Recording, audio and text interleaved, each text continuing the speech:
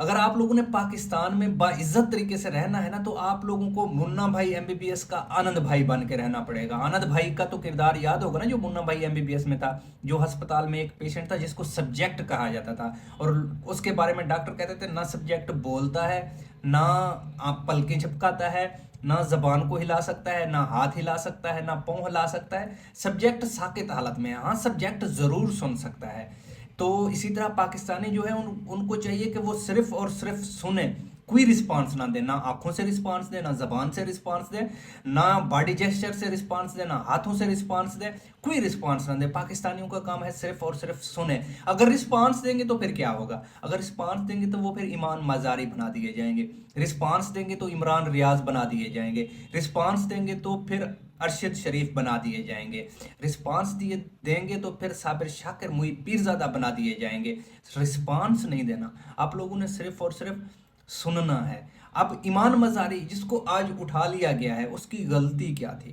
اس کی غلطی یہ تھی کہ وہ ہر وقت جب بلوچ خواتین آتے تھے نا اسلام آباد دھرنے کے لیے, تو وہ ان کے ساتھ جا کے کھڑی ہو جاتی تھی, وہ ان کے زخموں پر مرہم رکھتی تھی, وہ ان کے سر پر دست شفقت رکھتی تھی, اور وہ ریاست سے یہ صرف سوال کرتی تھی, یہ جو یہاں پہ بیٹھے ہوئے ہیں لوگ, ان کو کوئی نہ کوئی جواب تو دو آپ. اگر ان کا کوئی بچہ, کوئی افراد گھر کا 10 سال سے لاپتہ ہے تو بتا تو دو, ایٹ لیسٹ اسے پاکستان کی عدالتوں میں پیش کرو. یہ تو نہیں کہتے کہ انڈیا کی عدالتوں میں پیش کرو, پاکستان کی عدالتوں میں پیش کرو انہیں. ان کی غلطی کیا ہے, کس بات پہ سزا دے دی گئی ہے ان کو, کس بات پہ گولی مار دی گئی ہے, کہ وہ صرف یہ پوچھتی تھی ریاست سے, بھائی ان کو کوئی نہ کوئی جواب دے دو. لازمی نہیں ہے کہ آپ ان کی مرضی کا کوئی جواب دو. جو بلوچ خواتین بیٹھی ہوئی تھی, تو آپ اپنی مرضی کا کوئی نہ کوئی جواب تو دو. وہ غلطی تھی نا ایمان مزاری کی. ایمان مزاری کو سبجیکٹ ہونا چاہیے تھا, نو کوسچن. ایمان مزاری کیا کرتی تھی, جو ہنی ٹریپنگ کے کیس ہوئے, نوجوان لڑکے جو اس وقت میگا پنشمنٹ میں جیلوں میں ہیں, تو وہ اس پہ سوال اٹھاتی تھی, وہ اس پہ شواہد پیش کر رہی تھی عدالتوں پہ. پاکستان میں سوال اٹھانا تو ٹھیک نہیں ہے نا. کیوں سوال اٹھاتی تھی وہ, کیا ضرورت تھا اسے سوال اٹھانے کی؟ ایمان مزاری کیا کرتی تھی؟ ایمان مزاری جو ہیومن رائٹس کے جو لوگ جن کو بلا وجہ اٹھایا جاتا تھا, فیک ایف آئی آر دے دیے جاتے تھے, وہ ان کے ساتھ جا کے کھڑی ہو جاتی تھی. یہ کیوں کھڑی ہوتی تھی؟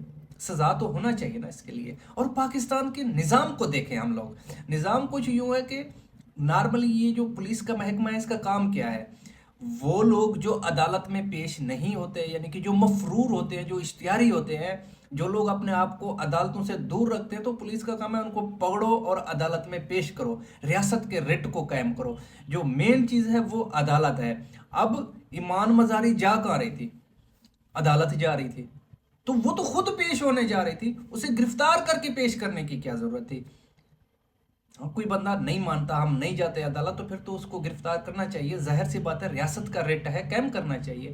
مگر وہ خود جا رہی ہے, تو اس کو گرفتار کرنا, پھر اسے عدالت میں پیش کرنا, امید کافی ہے پیش کر دیں گے اگر اللہ تعالیٰ نے چاہا تو, ورنہ ممکن ہے کہ پیش نہ بھی ہو. تھوڑی دیر بعد ہمیں پتہ چلے وہ تو کسی پولیس تھانے میں نہیں ہے, پتہ نہیں کہاں ہے.